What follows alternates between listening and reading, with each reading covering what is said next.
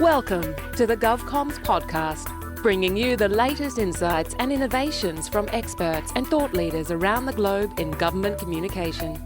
Now, here is your host, David Pembroke. Hello, ladies and gentlemen, and welcome once again to GovComms, the podcast that examines the practice of content communication in government and the public sector. My name's David Pembroke, and thank you for joining me. Today, a conversation about leveraging influencers and the media. Now, I think this is going to be a fascinating conversation because there's, in government communication, obviously, risk aversion. How do you get the right influencers? How do you decide to do it? How do you manage it? So we're going to have that conversation today with Eleanor Dean, who's the General Manager of Outreach and Capacity Building at the Australian Centre for International Agricultural Research. Eleanor has worked in a range of management roles, from strategic marketing and communication to Director of Public Affairs in places such as the Civil Aviation Authority, the Australian Tax Office and the Department of Environment and Heritage here in Canberra.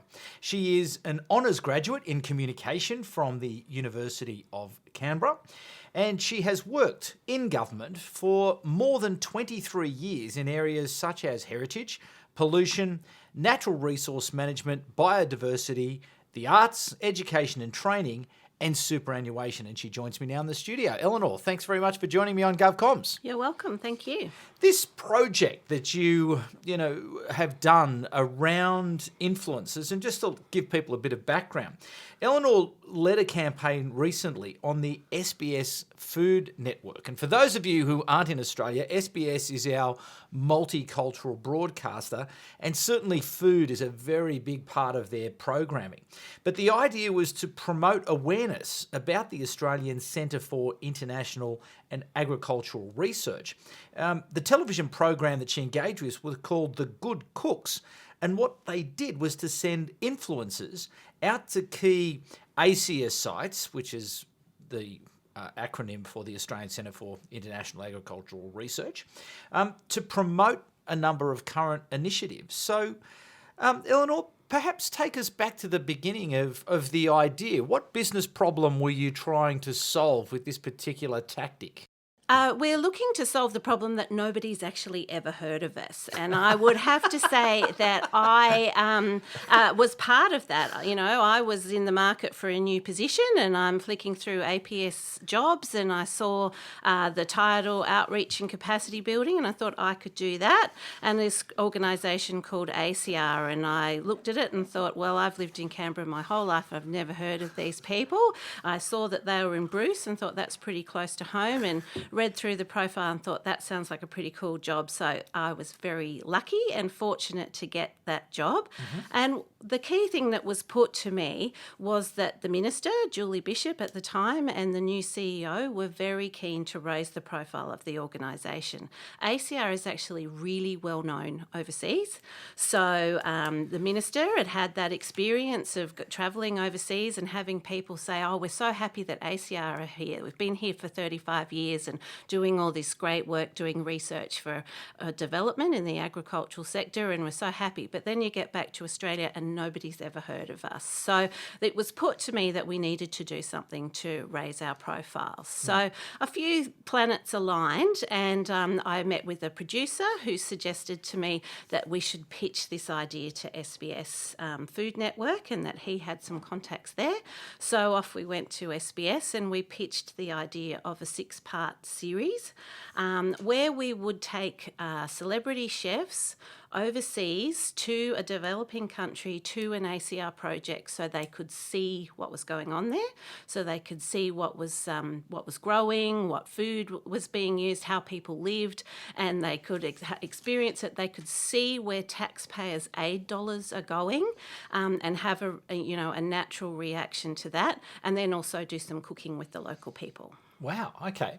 So lots in that answer. So let's go back to perhaps one of the Well, a few pieces of that.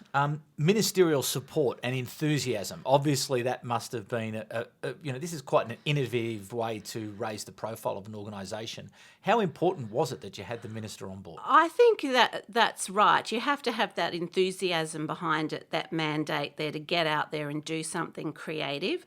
So there had been some old market research that we'd been able to have a look at it, where people were saying that, they thought that they would like to support the aid program, but they have some concerns around it. So they're not really happy about, thinking that their money might be going to some sort of issue that, they don't understand, or that might not be helping the most needy people. But there was a group of people that were really supportive of practical aid programs, and they were really our target market in the end. So they'd like to see Australian people, helping farmers or helping children, and, so hospitals, education, farming really lent itself as a message and example of what the aid program is doing and how we can communicate about that. So it seemed like a really good fit.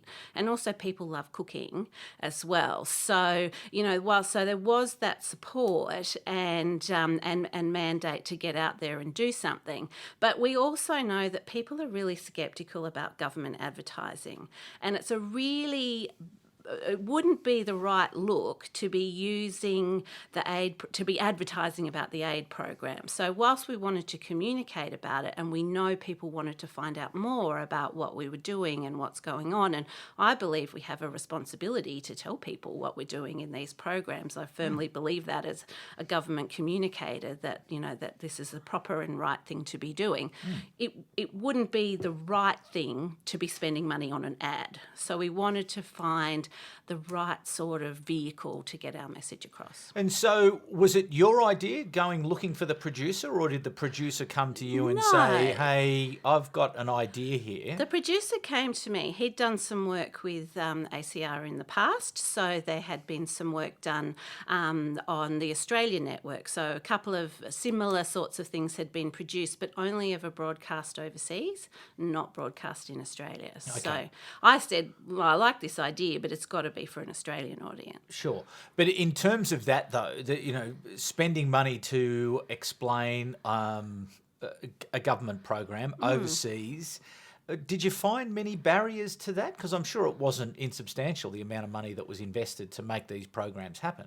Yeah, look, I think financially it was quite cost effective for us. So I think it probably, if you watch the series, you'll see that the production values aren't glossy and overdone. It's done in quite a natural sort of, homemade sort of nice style. So I think, there was general support that it was a good idea, that, we would get ourselves on television. If we involved the right chefs, we'd be able to leverage it through social media as well. Okay, and so what were some of the challenges in putting it together? Because I know making television is a complex, difficult business. Yeah, so look, lots of logistical challenges. We went to 6 countries. We had to work with people overseas.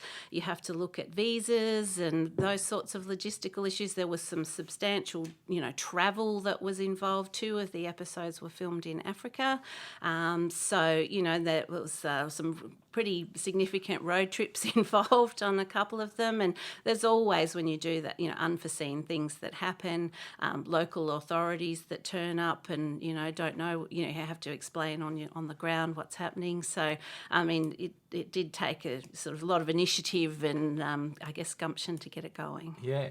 So in terms of then pulling the actual content together, how did you shape up some of the programs? How were you able to position ACIAR and its work in such a way that was informative and not over the top? And that's the real challenge, because it's entertainment. So we wanted to create an entertaining cooking show that people would want to watch, with some subtle messaging in it as well. And also it had to be good enough for SBS to want to broadcast it as well. So there was that sort of give and take around. We can't produce a piece of, government propaganda. We've got to produce. There's a subtlety involved in how you do it, and we did lose a little bit of control. I think we started off thinking we'd have a bit more editorial control than perhaps that we did have in the end, and I think some episodes are stronger than others.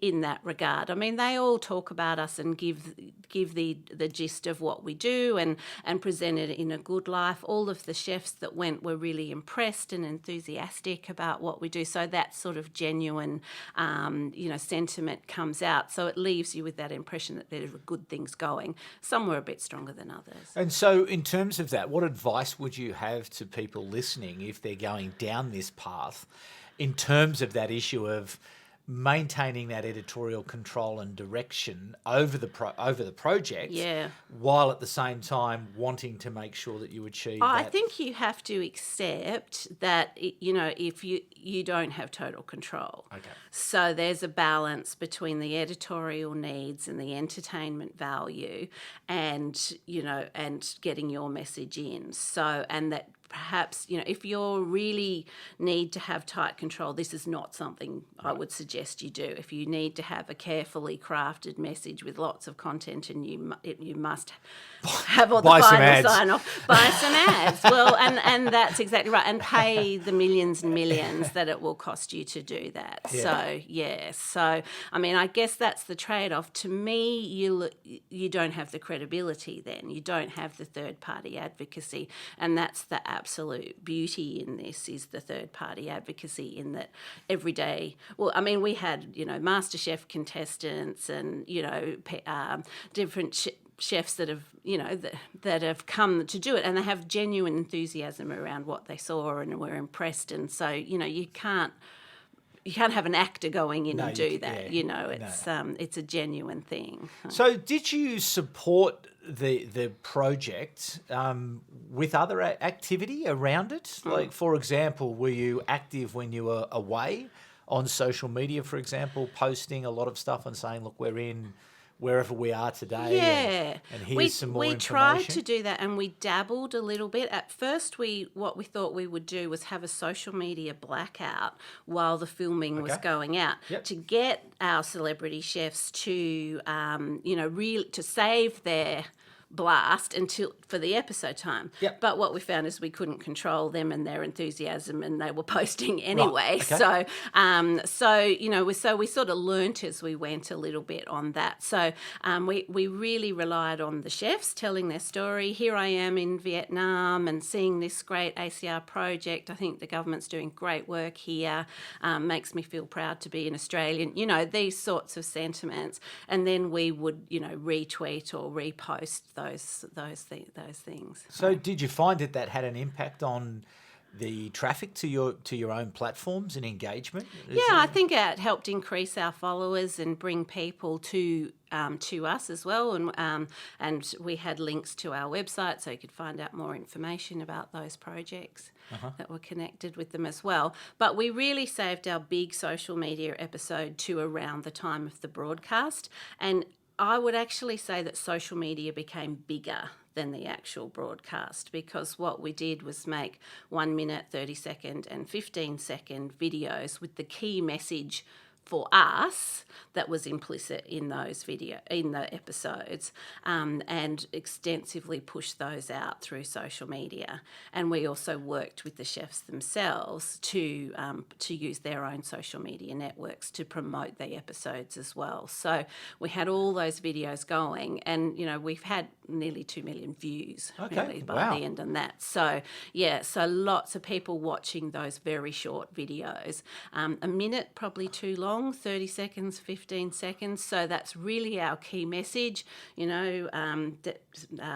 Paul West went to Mozambique, saw a great project, and cooked with the locals. Those sorts of type messages, plus our logo and branding and things like that coming in afterwards. So that worked really well. Okay. And so did you support that with an investment for distribution on the social platforms? Yeah, or so we put money money into boosting that, and we also targeted it as well to, certain demographics within Australia. So people who like cooking shows those, or people who live in metropolitan areas, certain age groups, people that we knew were receptive and interested in this type of message. Okay, and those people, though, again, going back to the business objective, obviously it was about raising the profile, but it wasn't. It was more specifically just about that brand awareness that you were trying to raise. That's right. Awareness, but also perhaps an acceptance that $8 are well spent. Yeah, so I think we know that recognition of who we are is really, really low. Well, almost zero. So, and we also know that when people hear about who we are and what we do, that they will say, "Oh, I really support them. I think that's great." So I find that quite amusing. Like, I'm not sure who they are, but I really like them. So, I mean, that's a really nice place to be, and at least there's a positive association. So I think really making a dramatic impact on that recognition is probably too big an ask, but creating awareness that the government funds this sort of work and that it's good and it helps people, and is working to alleviate poverty and increase stability and in our region is the message that we want to get across. I mean, there's always that thing when you work in a scientific organisation that people, the scientists would like to see you actually explain the science behind that project, but this is not the vehicle for that. So within my own organisation, you have to do a little bit of that. We'll have a publication that explains the science behind your project. In this activity, it's really just about the feeling of what we're doing. It's good, we should support it. It's helpful, it's useful. It's worth being involved in. So in terms of measuring the impact, and obviously, as you say, very difficult when you're looking at a broad audience trying to change awareness or lift awareness, but then to try to track that.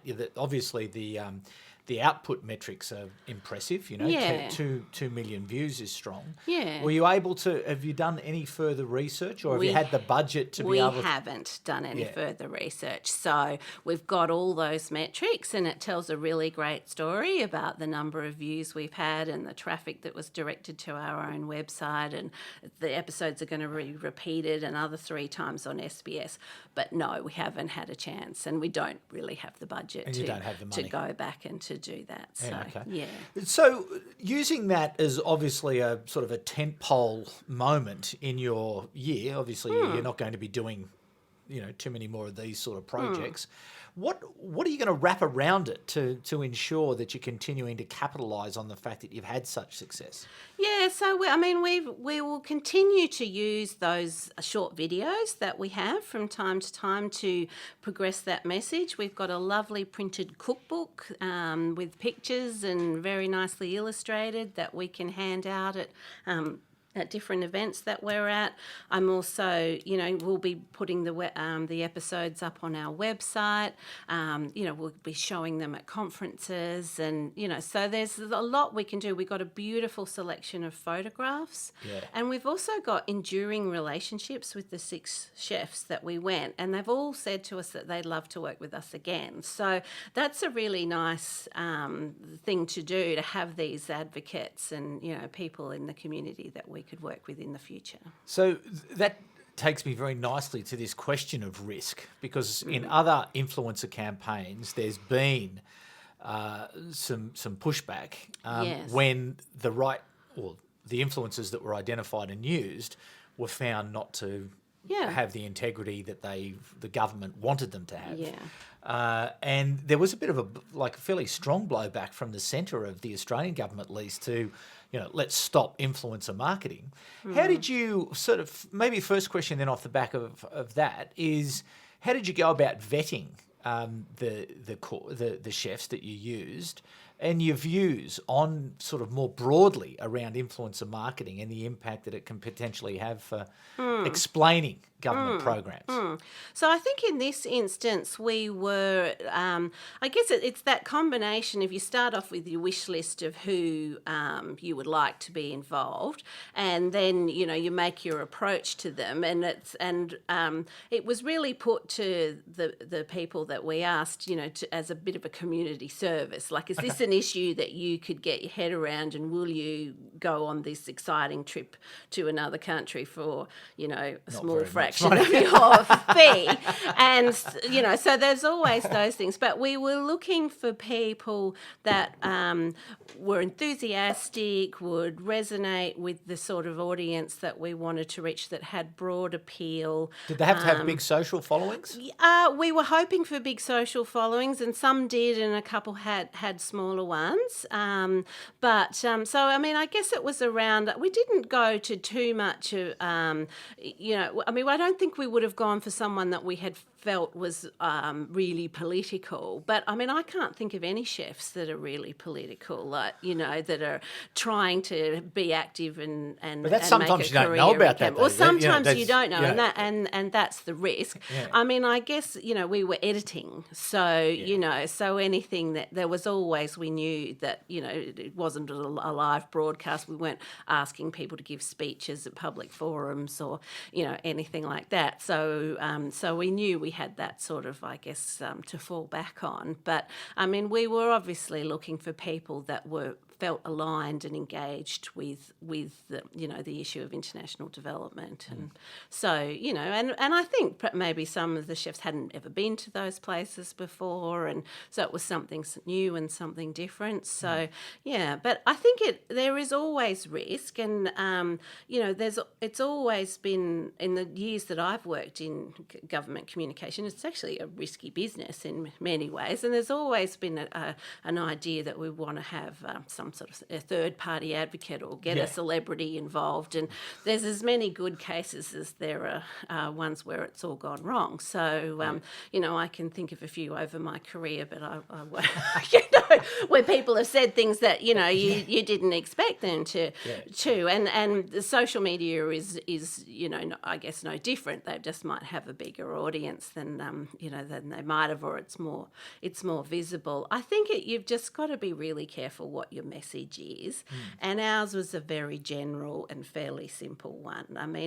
When I worked in the tax office on superannuation, we had complicated messages around business things. So you'd have, that would be inappropriate to be asking a third-party person to be conveying that. You'd have to find particular ways. So it's always really about who your audience is and whether or not it's going to be appropriate for them. I think you would want to do a really thorough scan of their of the way that they interact and of their previous posts and how they respond to people who comment and those sorts of things, and be really aware of what could happen. And Did you find any negativity? Did any of the trolls come out and say, this is just government propaganda? We didn't find propaganda. There's always a conflict and there's a conversation in Australia about the drought, and you hear a lot of prominent people talking about we shouldn't be doing, overseas aid. Perhaps we should do things about the drought. So we're always sort of, looking at those views and at what people are saying. And did this particular project give that voice a platform? We had some comments, around that. Why are we wasting taxpayers' dollars doing this when we've got the problems at home? Yeah. And you see those comments, and people are entitled to their view. And my view about social media is you just let that sit. Like, that's, people are entitled to their views, and that's what they say. And certainly I worked in government communication over the era where before we had social media, and while we had these sort of years where should we, shouldn't we, and it was, departments would decide whether they're doing it, to working in places that were more tentative, to working in a place like ACIAR where we have embraced it and we're really enthusiastic about it and see it as actually a real opportunity for us. So that you can have that sort of fear of the comments, but I think the old days of one-way communication have gone, and we have to sit with that. The trick is not to think that those views are necessarily the majority. So I know sometimes people feel very concerned when they see negative comments on social media, and they sort of amplify that into this is terrible, shut it down, and we shouldn't do it and whatever, and to actually just hold your line that this is what we're trying to communicate. And certainly when I worked in the Civil Aviation Safety Authority, it would be quite interesting to see the conversation conversations, and often there would be an issue that we would post about, and then there would be a conversation amongst the followers that would also sort of resolve itself. And it was, and that people were very active, and people in that industry have very strong opinions about things, but they would talk to each other and moderate each other. It was quite fascinating. So, and I think it worked quite well. So clearly the leadership of the organisation was well behind this initiative. Yeah. How do they feel now that the results are in? They've invested the money. They're happy with what they got? Yeah, I think so. I think that everybody's very pleased in the way that it's played out, and that we've had we've got some good assets, and we've had lifted our profile, and and really put a lot of effort into doing something that's had a big hit. So, what do you think the sort of longer term impact will be around the way that you tell the ACIAR story now that you've done and tried that? How is it going to impact on the way you do things on a day-to-day basis? Yeah, well, look, I think we have quite a few audiences, and always sort of shifting emphases around, we've got to tell our scientific story to our scientific audience. We've got to tell our story about what we're doing in various countries, in those countries. So, we also want to continue to communicate with the Australian public. So we're sort of often torn between, where are we going to put our resources? How do you manage that as a matter of interest? Well, it's, I guess having lots of things going at one time. We're in the process at the moment of creating a network of communication officers in our 10 country locations where we have offices, so we can have in-country people on the ground to help us communicate with stakeholders there. So, that's taking a while to build, but it's really one step at a time. Yep. And we have quite a large publications program where we're taking that scientific information and putting it together, while always having an eye on how can we tell our bigger picture story in a, in a more general and short-term sort of friendly way. So there's always lots of balls in the air. And one of the maybe unintended consequences is the impact on staff of such a project. How did they respond? I imagine quite positively. Yeah, I think it was an exciting thing to be involved in, but also complicated and detailed, and lots of checking and going back and forth with different people to make sure that the accuracy was right. That sort of conflict over entertainment and cooking and our contribution, and so I think by the time it aired, we were all a bit exhausted, and we've all watched it 20 times already, and then you sort of get to telling making my kids watch it, and things like that, and it's sort of thinking, oh, I'm sick of it, so you almost forget to celebrate your success. So I think that's so recently, after having a little bit of time, we gave a presentation to our wider organisation about the metrics of how many people watched it and how many people engaged with us on social media and what had done, and people were like, wow, that's great, and it was sort of like, yeah, it was great.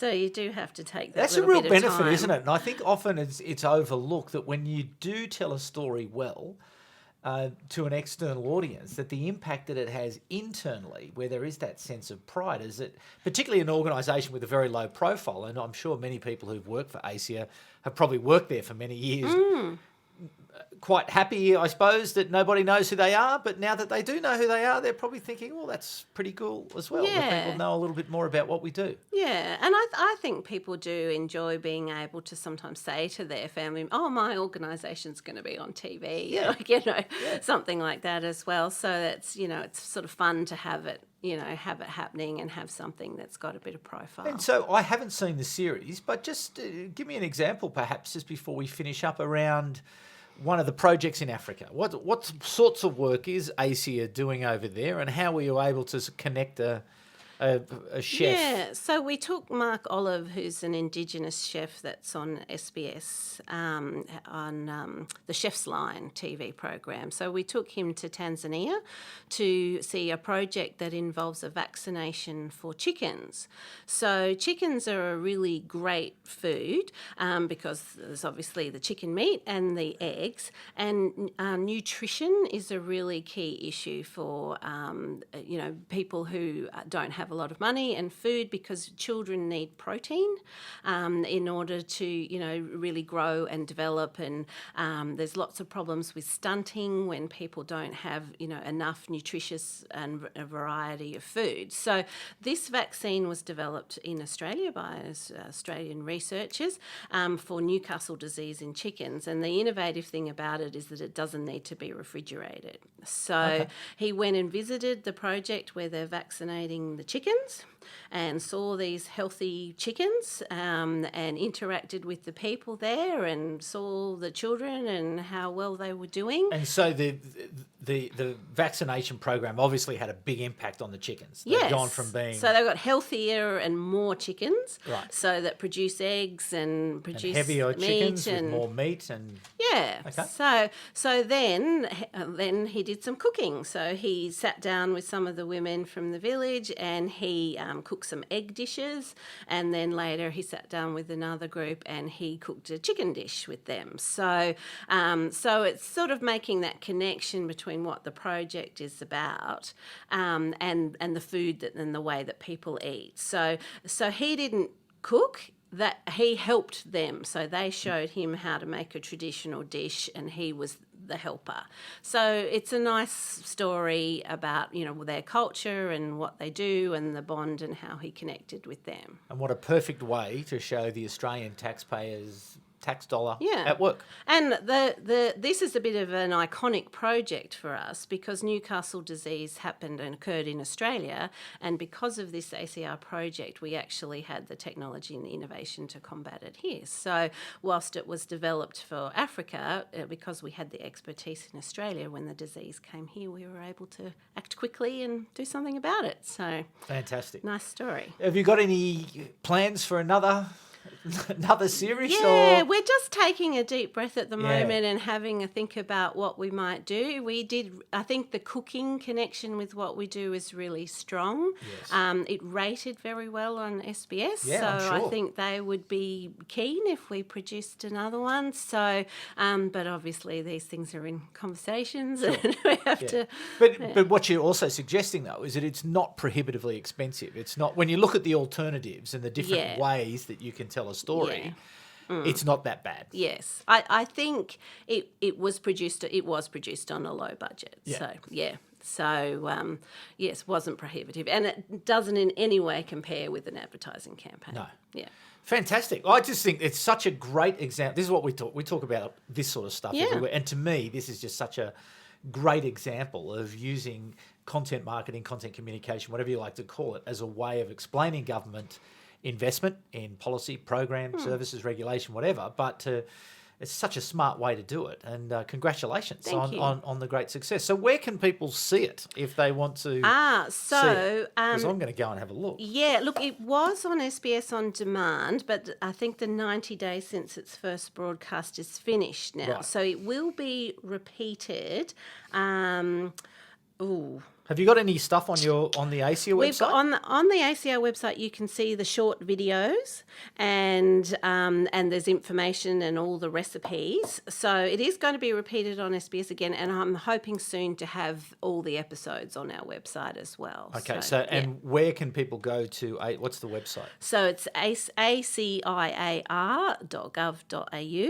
and then Good Cooks. Okay. Fantastic. Okay, Eleanor, thank you. And congratulations. Thank you. That's just a great story. And to you, the audience, there you go. There's a great example. And I think Eleanor made a great point in there that it's not for every story that you want to tell. It's not for every piece of government information that you need to communicate. But where there's the opportunity to be creative, to be imaginative, to work with people, to be able to explain it better, to wrap it in that editorial context, you can just see the power that will live on, an investment that tells a great story for many, many, many years to come. So fantastic work there from Eleanor Dean, the General Manager of Outreach and Capacity Building for the Australian Centre for International Agricultural Research. And thank you to her for coming in today.